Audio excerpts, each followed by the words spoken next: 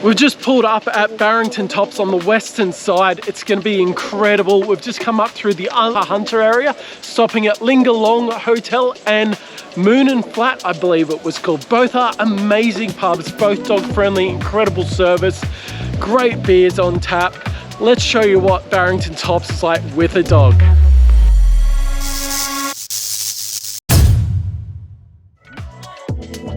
Chasing the perfect campsite, we head through some stunning countryside. Here we're climbing the forest road to the infamous Dingo Gate, where cold beers and a cracking fire are calling. Join us for an epic mates weekend just beyond the tree line. While this trip began yesterday, we didn't end up finding camp till about 8 PM last night, maybe 8:30. We were driving down this thin little goat track, mud everywhere, mud all up the side of my car. It was a pretty gross thing to be doing that late at night. But what we did find was this incredible clear opening where we're camped up now. It is a magical campsite. We had lots of stars last night, truly incredible. But for now, we're just gonna pack up camp and head on to the next location.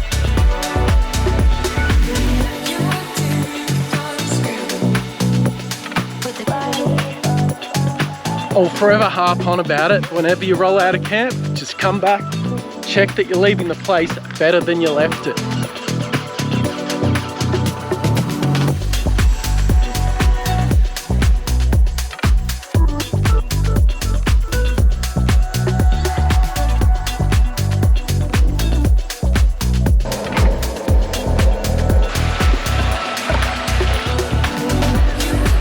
So earlier when I mentioned it was a little boggy getting in last night, this is the kind of stuff that I'm talking about. And when you drive on it, it just gives and you slip and you slide left and right.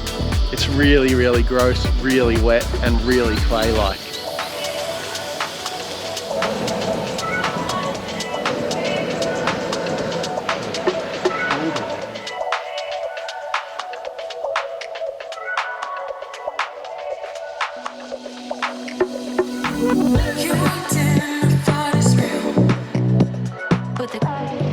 This is why it's really important to carry spares, just like zip ties and whatnot. I've just called up Jack, noticed something that started hanging from under his car. It might have just happened on that last little thing for track we did. But just carrying a zip tie just so we can pull up that tow harness that suddenly started to flop down. General protocol indicates that if you donate the spares, someone else does the work.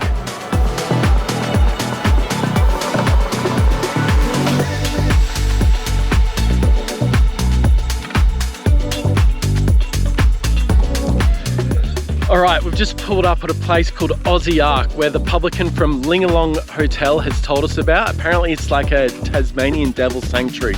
Obviously it's not going to be dog friendly, so I'm leaving Nugget at the car and then we're going to head on in. And when you guys release them having interacted with humans, isn't it an issue? No, we're just an insurance population, we don't release. So we did release someone to Forest Peninsula, but it's only one generation in the wild. Yeah. I mean, we change their behaviour a little bit by feeding during the day. These ones just go back into breeding. Yeah. But the breeding yards, you never see them. They go back to things. Big little bite and each one's over there. Yeah, I saw that.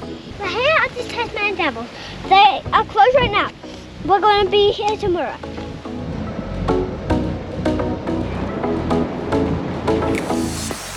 We've just pulled into the Manning River campsite. If you've ever wanted to know what it's like, this is it behind. It's pretty nice. It's not like a national park, but there are some fire pits. No designated camping, just free for all. It's a really good spot. I rate it, but it does get pretty busy on long weekends. So yeah, it's a really nice little spot. This is literally 5 meters from where I've just parked the car. Go on, down you go. Go drink. Happily sit on that log all day and drink beers.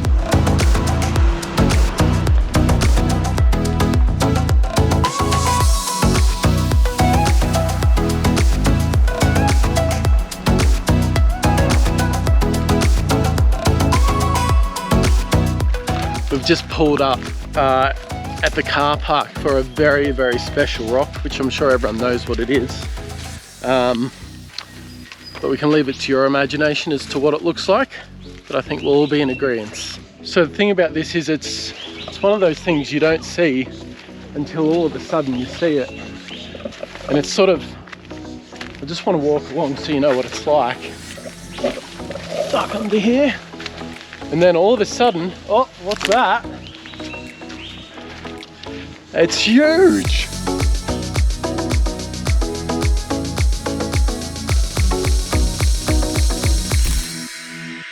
Our way to check out another campsite, and I've come down this bridge. I don't know if it's dog friendly or not because there were those eucalyptus coloured signs around, so it might actually be national park.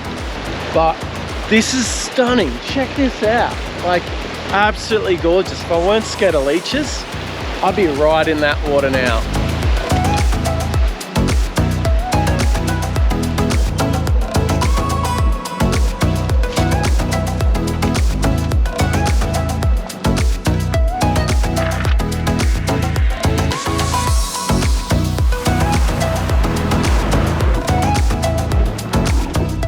Just driven down this really gross hill. I haven't got a whole lot of footage because we were just trying to find this spot. I didn't even know if it was a good camp spot or not, but we've driven through all this sort of bog holey stuff, which is a bit gross. You can see how much, well, you can see just how much it's been a bit of wheel spin. That it's a bit gross. It's really off camber. It's quite wet and muddy. And then we'll come down here. I'll show you this as well. As you can see, this place is not maintained at all, which means it's perfect for our style of camping. We don't want any gates, we don't want any visitors, we don't want pre-allocated spots. We just want some mint camping. This is kind of cool. I don't know what this is about. And this, you can see here that this is not, the depth probably doesn't show it. I've got some decent sized tyres and I've diffed out that, or it's jack. One of us has scraped a bit. Definitely diffed out on that hole. Yeah, that is cool. I wonder what it is. And then there's all this that we just had to drive through and get up and out. That would have been a better route, whatever that was. And I'll show you just how muddy it was from the side of my car here. You can see that's just gross. It's rubbed on something, it's all wet, splashed up, it's everywhere. Proper disgusting, but how good's this for a campsite?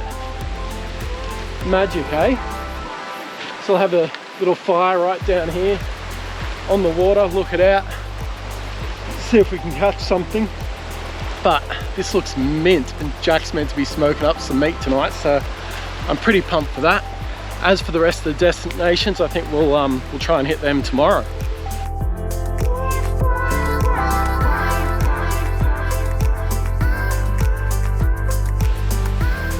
Now, this is kind of cool because this is just a little place that I found on Google Earth, and we've wandered down and we've checked it out, and it is even more amazing than we thought.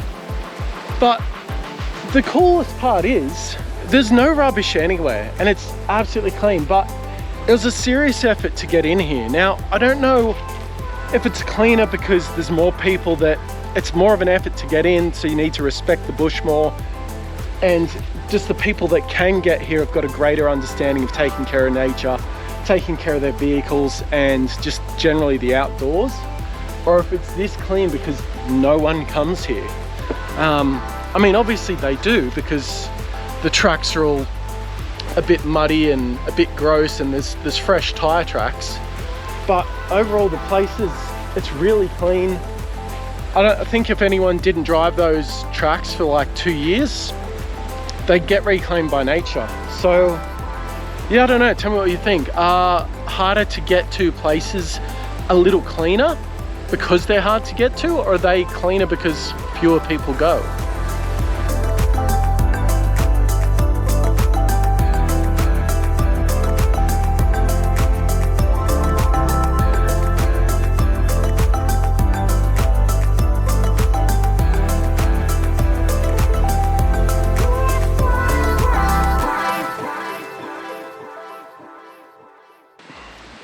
We've just packed up camp. last night was an amazing spot. We didn't expect to stay here. I was going to push on and show you some more places, but it just ended up being too good to leave. Jack cooked up some birria tacos. They were incredible with nice brisket. So good. Anyway, we're about to push on. We're going to go to where we wanted to go to yesterday, but we just missed out on the time. Hopefully, we're going to try a new track out of here. Should be 20-minute drive. And if I can, I'll show you some of that hill on the way out. That was a bit of a gnarly hill to come down, and it should be colourful getting back up.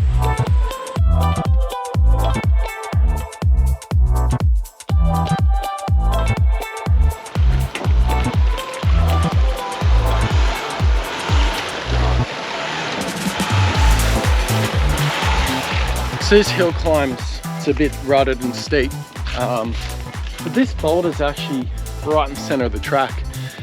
Makes life a little interesting. I'll follow that. Yep, you're in the rut. That larger rock that I just mentioned, Jack's, he slid over. Still, all the clay's quite wet. He slid over and he's bottomed out on it on his chassis rail. So we're just going to try and winch him forward, because if he goes any further back, that rock is just going to end up further under the center of his car. Put a dampener on it, see how we go. Let me get out of the...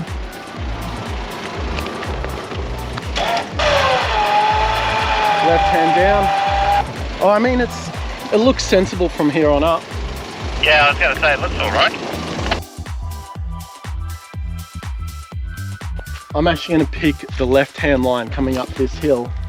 And you'll see where I'll switch over from that flat part here and then put my driver's side wheel on that rock over the tread pros and then ride the ruts the rest of the way up.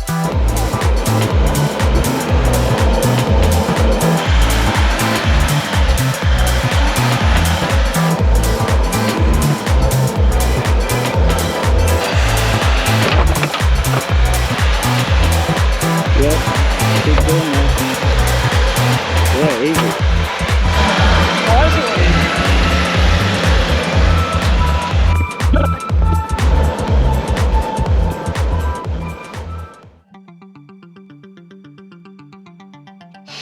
This could spell the end of the trip.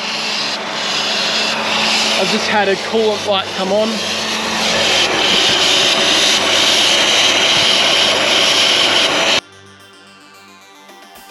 Well, this is Operation Fix the Amarok. 4 hours away. Everything's in the car. I've got a spare CV up top of the driveway that I'll grab, and I'm going to be on my way. Hopefully, I'll pick up this part from AIS, and it'll be happy days. Well, I've made it. I've brought the Golf up because Jack took me home yesterday, and I'll fix the car, make sure it's all running. Hopefully come back with Hamish on Saturday, I think, Friday, Saturday, as we head out for a trip.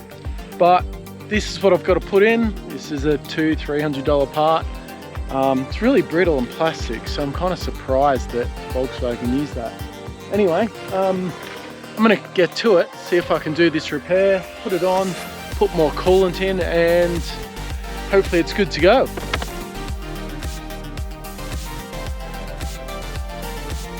Just as I start working on the car, it starts raining.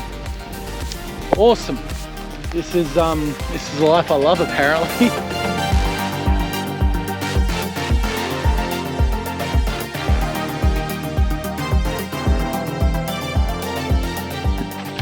Radiator fans out. If ever you have to do this. Michael said there's some little clips. I'll show them to you. But you've just got to push them in for it to lift out, otherwise it's not going to come. I only had to push it on the top ones. The bottoms didn't seem too tight, if there is clips on the bottom. I think there is. Now, the part I have to get to is, it's a lot more working space now, that's great. Just in there somewhere. So I've bought a little mirror, should help me along. And I'll get the old part, look at that, and see where it goes. I think that's it right there. Little doobie here. It's got a male that goes into this socket, And I don't know if you can see it there, just where my fingernail's shaking about. That was super tight, so I'm just having to use quite a bit of love to get them to unmate. Probably due to the sheer amount of heat this thing's copped over a time period.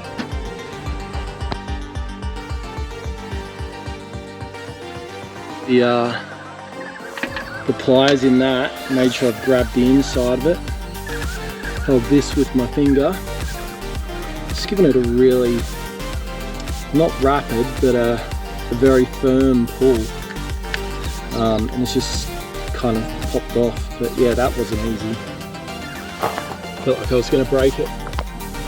Michael warned me about getting these out. If you can see this little end here, if not, I'll throw in a photo. They tend to snap off, they get quite brittle.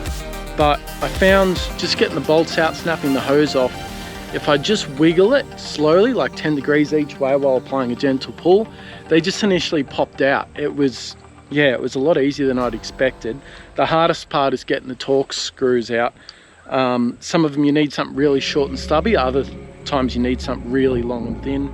And I think I used a wobble on one of them as well, so they're a bit painful to get to. And I did disconnect the dipstick just to move it over a couple mil and make life a bit easier. I'll put that back in. Happy days. Time for the new one.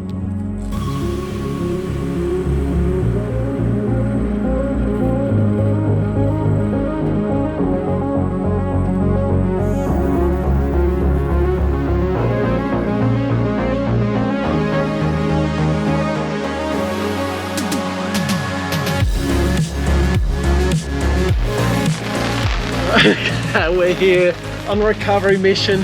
Hamish has just taken us back up to where my car is. However, we might have hit a little skippy and his brake line got a little squishy, pushy. Yeah, there's a long pedal. It's a very long pedal. I've taken a look at his reservoir, it's bone dry. We're gonna stick our heads under, have a look, see what's going on. Hopefully we can fix this. Otherwise, here we are in a fucking storm at night, camping! Business as usual. Oh shit, what do we do? Was it getting worse?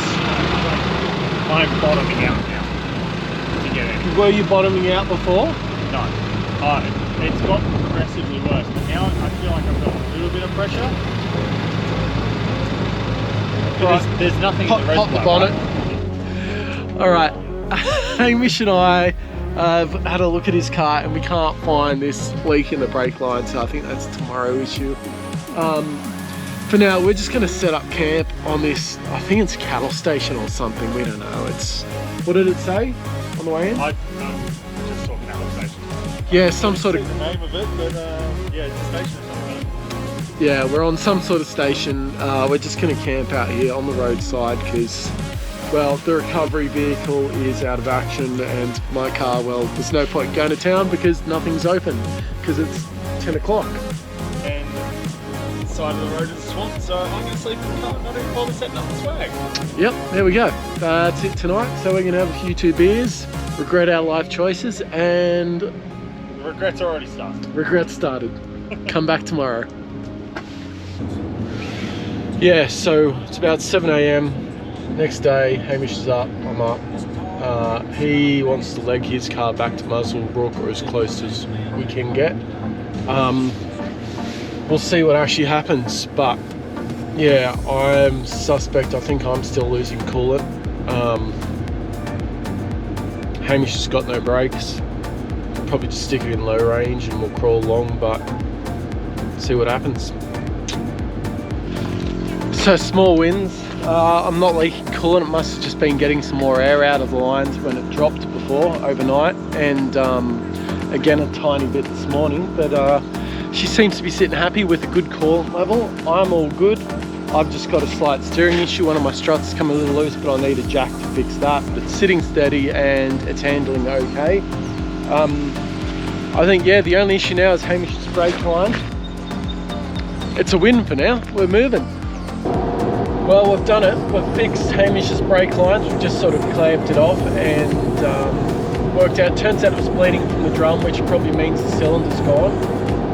he can deal with that back in Sydney. But for now, we're just going to head out and have a little one-nighter somewhere where we don't need to do anything crazy to get to, and just enjoy ourselves, because this entire trip, it's just gone tits up. From the moment I was with Jack and trying to come out, that coolant leak happened.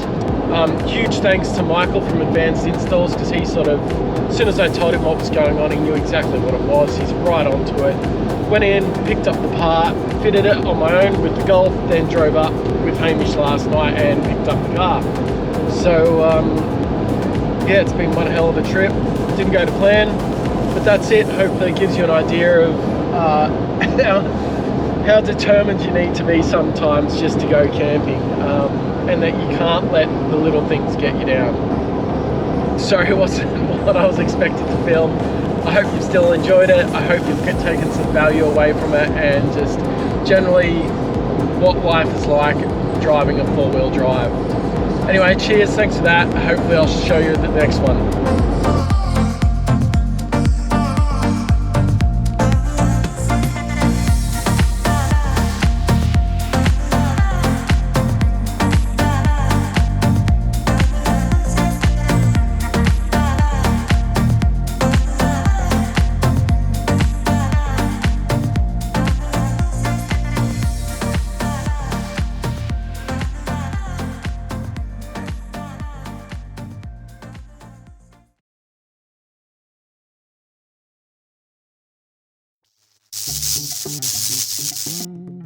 At the western side of Barrington Tops, we've come up through the Upper Hunter. Fuck, I've got to remember this shit. Walk up there and point that at us. Point it at us while Josh is crossing.